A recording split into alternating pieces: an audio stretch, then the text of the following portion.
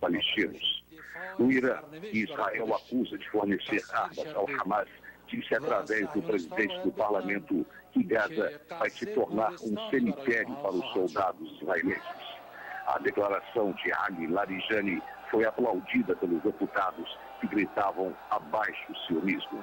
Os 57 países que integram a organização da Conferência Islâmica fizeram hoje um novo apelo à comunidade internacional para forçar Israel a permitir a entrada de ajuda humanitária para a população de Gaza. A trágica situação dos palestinos voltou a provocar protestos no Oriente Médio, África e Ásia. Multidões ocuparam as ruas para condenar o que chamaram de silêncio mundial premeditado diante da tragédia palestina. No Líbano, tropas antidistúrbios enfrentaram a multidão para impedir um protesto em frente à embaixada americana. Os manifestantes reagiram a pedradas e queimaram pneus. De Beirute. Foram as informações de Beirute, no Líbano, de Munir Safatli. E aqui no estúdio está o embaixador Afonso Arinos de Melo Franco. Embaixador, eu não sei se na diplomacia existe um termo talvez mais adequado, mas o que nós estamos vendo é uma situação de guerra, não é? Me permita uma pequena distinção antes de eu dar a resposta. Claro. Como você me apresentou como embaixador, eu queria dizer que eu sou, de fato, embaixador do Brasil, aposentado, mas a opinião que eu dou aqui é rigorosamente pessoal. Pode coincidir ou não com a do governo brasileiro, Fica registrado. mas é minha. O senhor está falando como o senhor, falando, não em nome do Brasil. Não em nome do Brasil. Está registrado. Você perguntou? Se existe um termo mais adequado para definir isso ou é guerra mesmo? Isso é guerra. Isso é guerra e, pelo que a gente vê da televisão, pelo que o Alberto Gaspar, com crimes de guerra, né? Porque você não atinge inutilmente, não atinge gratuitamente uma mesquita, você não, uma universidade nunca foi alvo militar, nem hospitais, você tem um total cerco, estava se mostrando, falou-se em crise humanitária, não foi em situação, não entra remédio, não entra água, não entra comida, não entra nada, não entra combustível, isso é crime de guerra. Agora, a Tzipi Livni declarou que não se trata de um crime humanitário ainda, que não qualifica. Ela declarou, exatamente. E eles sempre declaram isso, né? Para você, tanto que o tribunal que julga os crimes de guerra, mais ou menos o que o Slobodan Milosevic e o Radovan Karadzic fizeram no Kosovo e fizeram na Bósnia-Herzegovina, um morreu na prisão e o outro está preso, esse acordo não foi, esse tratado não foi assinado pelos Estados Unidos e por Israel. E não é à toa que eles não assinaram. Ilustra bem a questão. Ilustra bem a questão. Vai haver eleição no mês que vem em Israel. O candidato mais forte é o da direita, que é o Netanyahu, que não está participando. Então, quem está participando de fato desses ataques, dessa agressão literalmente guerreira, de guerra, com crimes de guerra que está acontecendo atualmente, são quem? É o ministro a ministra do Exterior, Tzipi Livni, que é candidata a chefe do governo de Israel. E pelo Kadima, pelo partido que eles dizem que é de centro.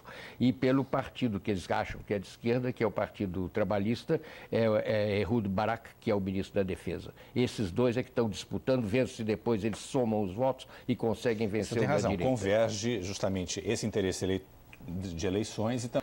O primeiro-ministro britânico já disse hoje, já se manifestou a favor de um cessar-fogo imediato. O problema do cessar-fogo é que quem começou, quem desencadeou imediatamente foi, de fato, o lançamento dos foguetes contra Israel pelo Hamas. Agora, por que o Hamas estava lançando esses foguetes? Porque o Hamas estava completamente bloqueado e cercado. Você sabe, já não entrava nada há muito tempo, né?